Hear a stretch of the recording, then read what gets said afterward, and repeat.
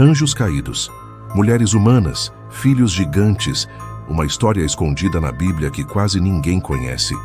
E o que ela revela vai te deixar em choque. Fica até o final, porque isso muda tudo.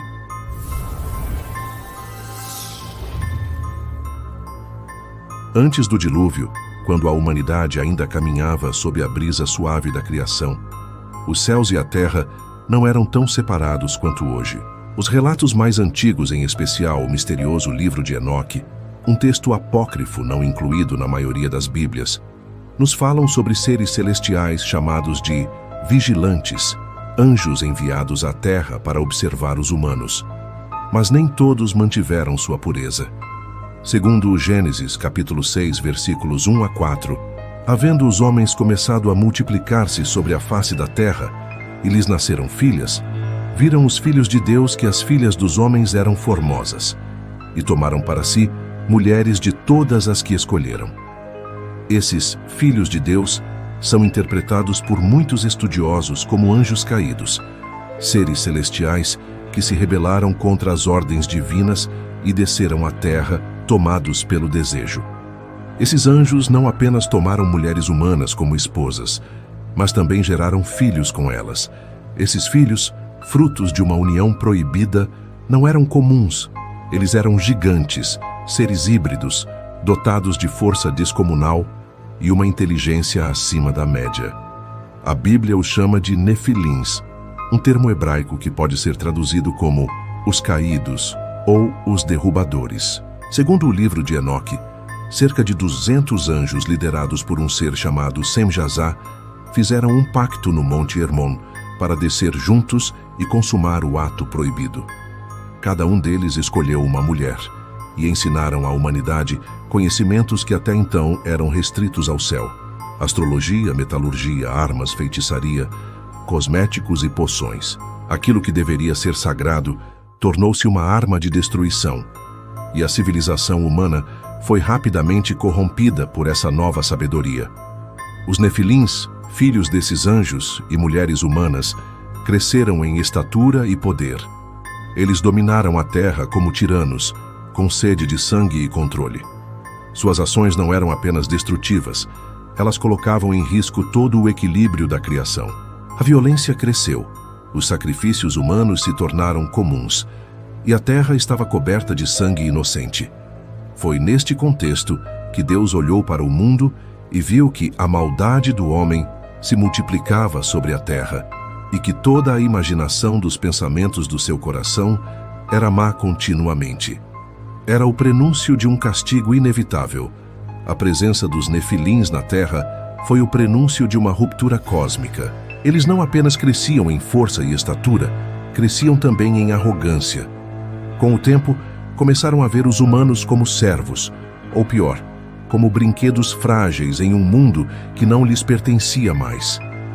As cidades se curvavam diante deles, e os próprios reis mortais ofereciam tributos para evitar sua fúria.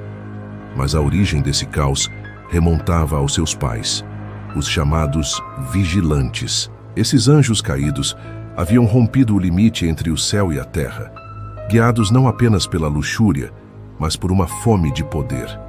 Eles não só tomaram esposas humanas, ensinaram aos homens segredos proibidos. Azazel, um dos líderes dos vigilantes, ensinou os humanos a forjar armas e armaduras, a lapidar pedras preciosas, a fabricar espelhos e cosméticos, armaram os humanos e os corromperam. Outros ensinaram astrologia, magia, encantamentos, necromancia. A terra passou a ser não só violenta, mas espiritualmente poluída. Sacrifícios humanos se tornaram comuns. Rituais de sangue eram realizados em florestas e cavernas, com cânticos em línguas esquecidas. E sempre havia uma figura à espreita, um nefilim observando com olhos brilhantes e sorriso indecifrável. Os vigilantes sabiam que haviam cruzado o ponto sem retorno. Tentaram esconder seus filhos, enterrando registros, apagando vestígios. Mas o eco das montanhas gritava seus nomes. Os próprios céus pareciam sangrar. E foi então que veio a resposta. Dos céus, os arcanjos receberam uma ordem direta. Uriel, Rafael, Miguel e Gabriel desceram em silêncio, trazendo consigo a sentença. Os Nefilins seriam exterminados. Seus pais, os vigilantes, seriam acorrentados sob a terra, enclausurados até o dia do julgamento final. E os humanos? Bem, esses teriam uma chance de recomeço, com um preço alto. Mas os Nefilins não cairiam sem lutar. Em regiões montanhosas, nos desertos do Antigo Oriente, nas florestas agora petrificadas pelo tempo, relatos falam de batalhas que deixaram vales rachados, rios tingidos de vermelho e colinas repletas de ossos. Noé, neto de Enoque, já era um homem justo quando começou a receber os primeiros sinais. Sonhos estranhos, vozes no vento e um aviso: a corrupção havia alcançado o limite. O tempo dos gigantes estava para acabar, e com ele toda a criação, para que pudesse haver um novo começo. A terra gemia sob o peso da corrupção. O sangue clamava do solo, e o céu, silencioso, se tornava cada vez mais sombrio. Os gigantes, filhos dos anjos caídos com as filhas dos homens, reinavam como tiranos. Eram cultuados como deuses, e onde caminhavam, deixavam ruína. Com mãos imensas, moldavam montanhas, destruíam cidades e escravizavam povos. Mas o que parecia invencível aos olhos dos homens era apenas um erro irreversível aos olhos de Deus. Entre a multidão cega pela violência e luxúria, um homem caminhava diferente. Seu nome era Noé. Ele não era gigante, não era rei e nem era forte. Mas havia algo nele que o tornava único. Ele ainda ouvia a voz de Deus. Certa noite, envolto por um silêncio sagrado, Noé recebeu a ordem: constrói uma arca, pois o fim de toda a carne está próximo. O céu, até então mudo, falara. E Noé obedeceu.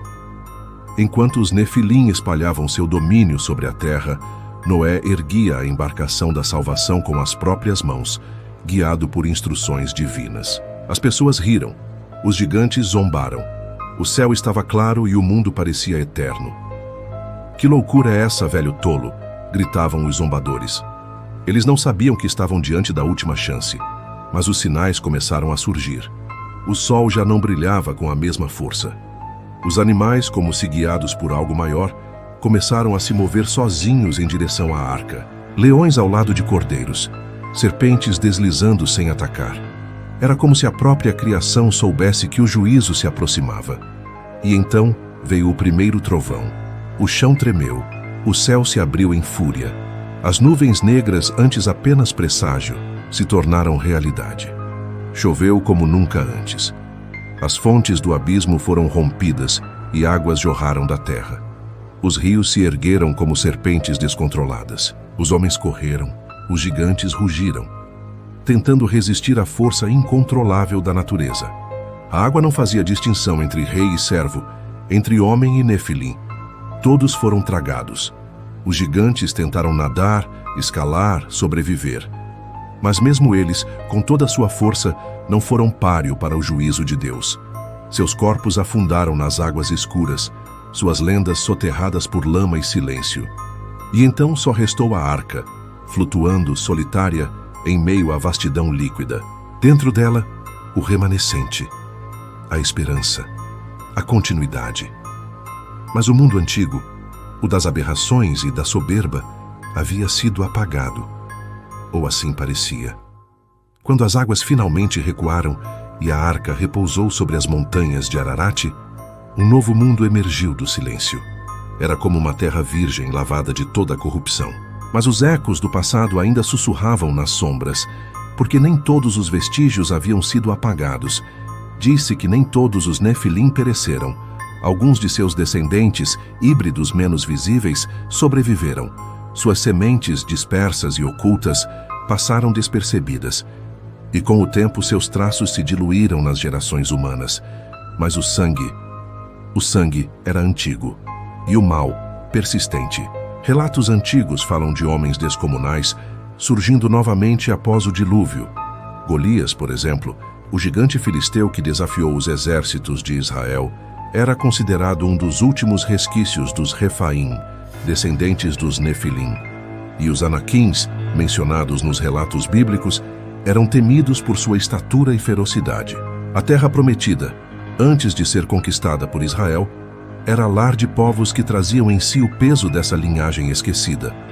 Mas o que mais assusta não são os gigantes, é o conhecimento perdido. O livro de Enoque, um texto antigo que não entrou no cânon oficial da Bíblia, revela mais. Os anjos caídos ensinaram aos humanos ciências proibidas, astrologia, metalurgia para a guerra, manipulação genética, encantamentos. Conhecimentos que poderiam parecer avanços, mas eram armadilhas, guardados por séculos enterrados em templos, cavernas e escritos esquecidos. Fragmentos desse saber surgem aqui e ali ao longo da história humana. Cultos secretos, organizações ocultistas, símbolos repetidos nas grandes potências. Indícios de que o legado dos vigilantes nunca foi totalmente sepultado. Alguns arqueólogos modernos afirmam ter encontrado crânios anômalos, esqueletos com proporções desumanas. Outros, registros pictográficos de encontros com seres gigantes em civilizações antigas. Suméria, Egito, Américas. Coincidência? Ou resquícios de um passado proibido? O mundo atual caminha de novo para a soberba, para a adoração da ciência acima da moral, para a quebra de limites naturais. E há quem diga que os nefilins vão retornar, não com pés pesados sobre a terra, mas com ideias, tecnologias e influências, disfarçados, integrados, observando. O legado sombrio não foi destruído, foi apenas adormecido, e quem ouve os ecos do passado sabe que há histórias que voltam. O tempo apagou muitos nomes, mas não silenciou todos os sinais. Em cada canto do mundo, novas descobertas arqueológicas, registros antigos e testemunhos obscuros parecem apontar para uma verdade perturbadora. Os nefilins talvez nunca tenham ido embora por completo. Há quem diga que o que vemos hoje em manipulações genéticas, inteligência artificial sem ética e experimentos secretos com DNA humano e animal é a repetição de um antigo erro. Uma nova era de híbridos está sendo gestada. Seriam os novos filhos das trevas, disfarçados de avanços científicos? Teorias da conspiração? Talvez. Mas e quando os símbolos usados nos tempos antigos, os mesmos que adornavam templos dedicados aos deuses caídos, surgem em grandes corporações, governos e eventos globais? E quando figuras influentes do mundo moderno fazem discursos quase idênticos aos dos vigilantes, falando em ascensão do homem ao nível dos deuses? As Escrituras alertam: como foi nos dias de Noé, assim será também a vinda do Filho do Homem. Mateus 24:37. Nos dias de Noé, os nefilins reinavam. Será que estamos vendo o início de um ciclo profetizado? Cientistas encontram fósseis gigantes e ocultam. Líderes religiosos evitam o tema. Mas há quem investigue, quem ouça o que ninguém mais quer ouvir. O mistério dos nefilins não é apenas uma história antiga, é uma advertência, um eco que atravessa séculos e chega até nós pedindo atenção. E talvez um último alerta.